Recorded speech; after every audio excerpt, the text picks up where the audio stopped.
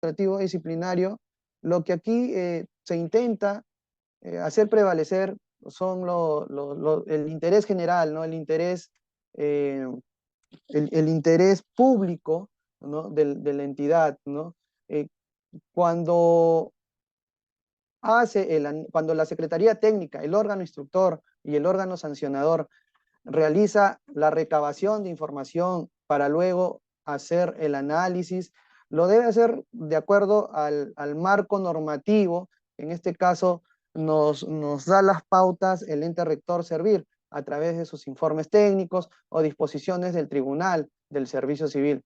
Entonces, lo que ayuda a este tipo de procedimientos administrativos disciplinarios es encaminar, ¿no?, las conductas y comportamientos de los servidores y funcionarios públicos. Ahora bien, procederemos a hablar sobre el hostigamiento sexual en el sector público a nivel STPAC, que es de la Secretaría Técnica. Entonces, como una definición previa, eh, podemos observar qué es el hostigamiento sexual, ¿no? Es una forma de violencia, ¿no?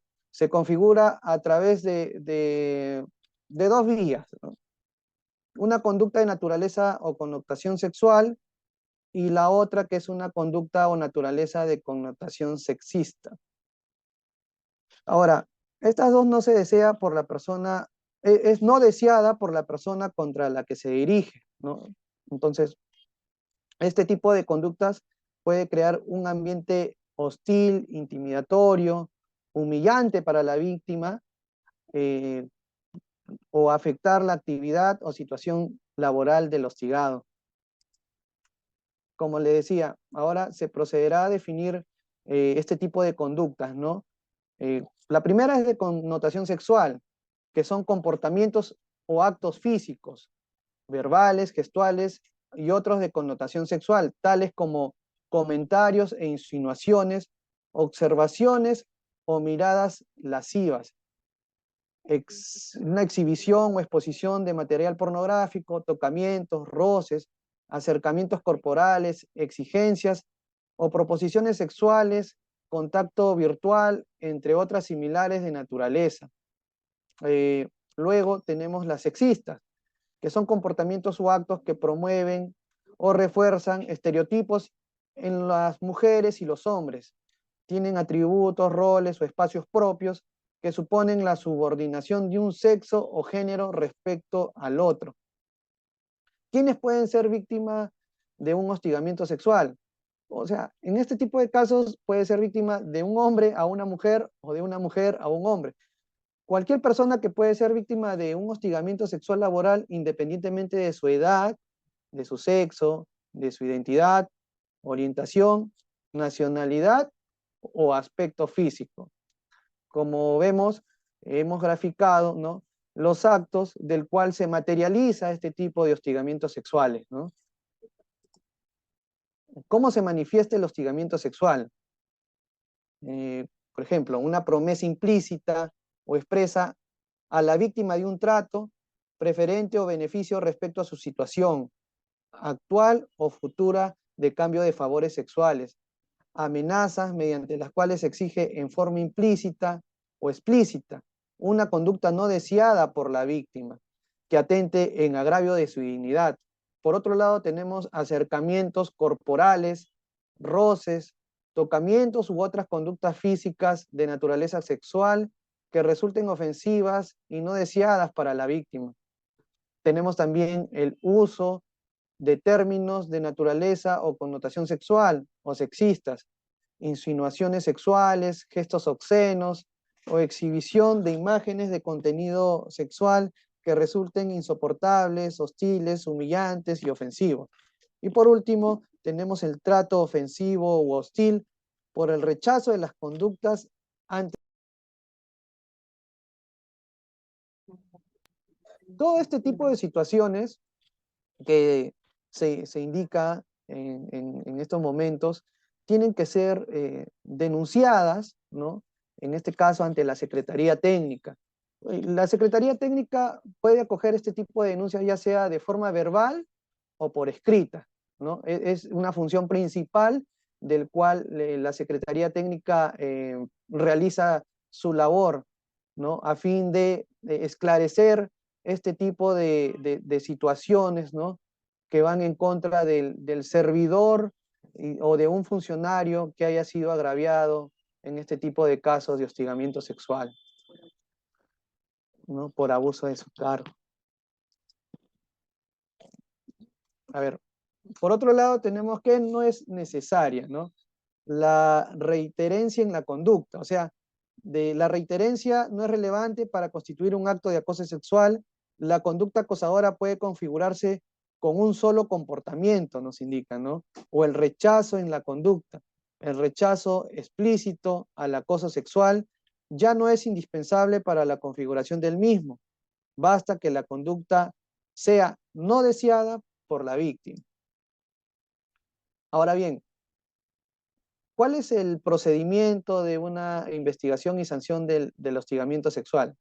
Como le decía, en el paso 1 se presenta la denuncia ante la Secretaría Técnica del Procedimiento Administrativo Disciplinario o también ante la Oficina General de Recursos Humanos. Indicar, ¿no?, que este tipo de denuncias puede ser en forma escrita o de manera verbal, ¿no? El paso 2, en el caso de la Oficina General de Recursos Humanos, dicta unas medidas de protección a la víctima y pone a su disposición canales de atención médica y psicológica. Ojo, en el paso 2 hay plazos, ¿no? Es decir, se presenta la denuncia y a los 3 días hábiles se otorga la medida de protección y al día hábil ya se dispone este tipo de atenciones médicas y psicológicas. En el paso número 3, la Secretaría Técnica emite su informe de precalificación dentro de los 15 días calendarios.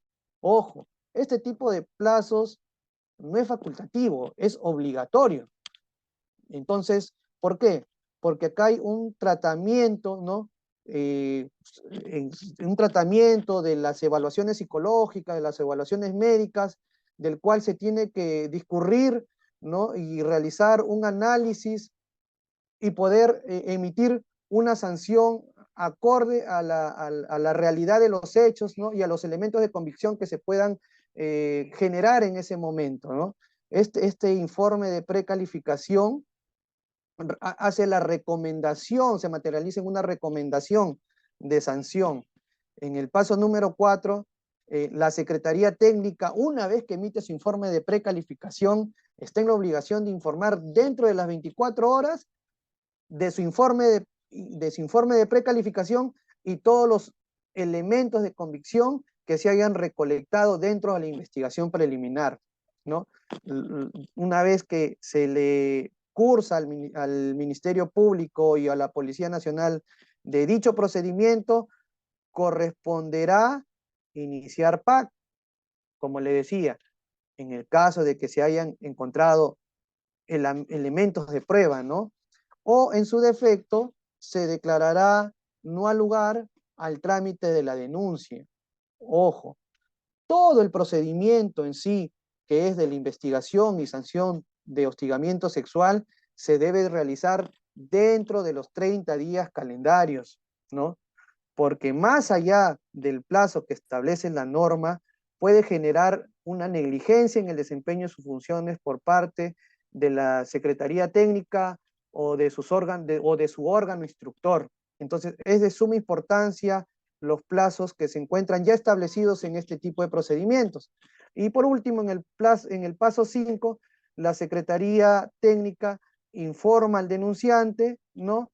Y ya que el inicio de PAC se materializó en una resolución que impone la sanción o su archivamiento. Ahora bien, a este tipo de procedimientos yo quiero complementar que existe también la posibilidad, cuando se recogen los elementos de prueba y son determinantes para poder precalificar una falta, la figura de la medida cautelar, ¿no? La medida cautelar es que, según normativa donde nos indica la ley 30057 de la ley del servicio civil, que este tipo de medidas cautelares se da en dos situaciones, ¿no? La primera es que pone al servidor, ¿no?, a disposición de la Oficina General de Recursos Humanos, y la segunda es de que este, este es retirado de su centro de labores, ¿no?, porque puede entorpecer la investigación o el procedimiento en sí.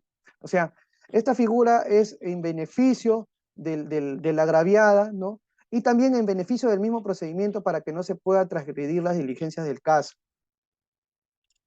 Y por último, desterramos algunos mitos, ¿no? Como por decir el mito de la mirada o comentario, que no es hostigamiento o no es un hostigamiento necesario de que se hayan podido denunciar, entre otras, ¿no? Tenemos el acoso, que pueden ser denunciados también, o entre otras, ¿no? Que se puede lograr a través de los, del folleto que hemos podido aquí graficar, ¿no? Eh, bueno, eso es todo, gracias.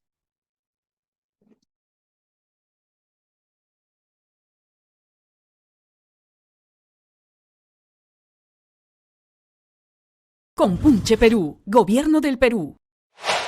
Ministerio de la Mujer y Poblaciones Vulnerables.